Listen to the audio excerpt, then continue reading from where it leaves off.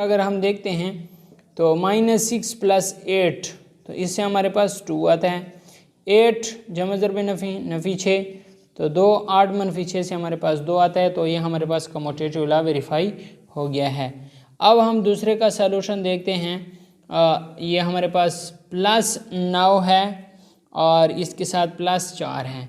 तो ये +9 + 4 = ये हमारे पास +4 और +9 आ जाएगा। तो यहाँ पर 9 जमा 4 से 13 आता है और 4 जमा 9 से 13 आता है। तो ये हमारे पास ये भी वेरीफाई हो गया है कम्यूटेटिव लॉ।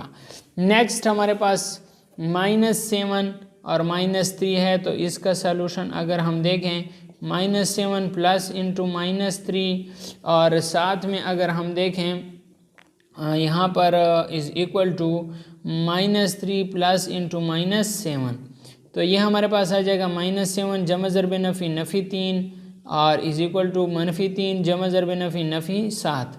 तो -7 और -3 से -10 आता है, -3 और -7 से -10। तो यहाँ पर भी हमारे पास कम्यूटेटिव लॉ वेरीफाई हो गया है।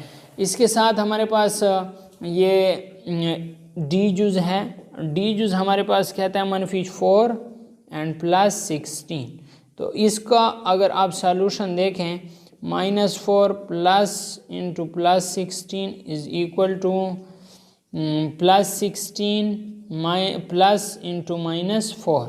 तो ये -4 + 16 +16 - 4।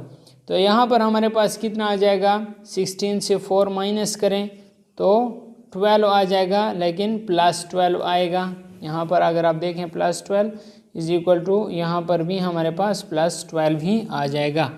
इसी तरह डी के बाद हमारे पास ई जुज़ है और ई जुज़ हमारे पास है 3 - 43। तो इसका अगर सॉल्यूशन देखें तो 3 जमा इंटू -43 और -43 जमा 3। तो यहाँ पर हमारे पास कितना आ जाएगा, 3 - 43 -43 जमा 3। तो इधर से हमारे पास आ जाएगा -40, क्योंकि 43 से 3 मनफी करें तो -40 और -43 + 3, तो यहाँ पर भी -40। तो ये हमारे पास वेरीफाई हो गया है।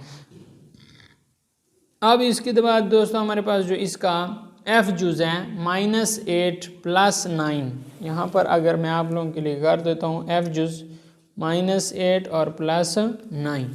तो यहाँ पर इसका सलूशन देखें, -8 + 9 +9 - 8।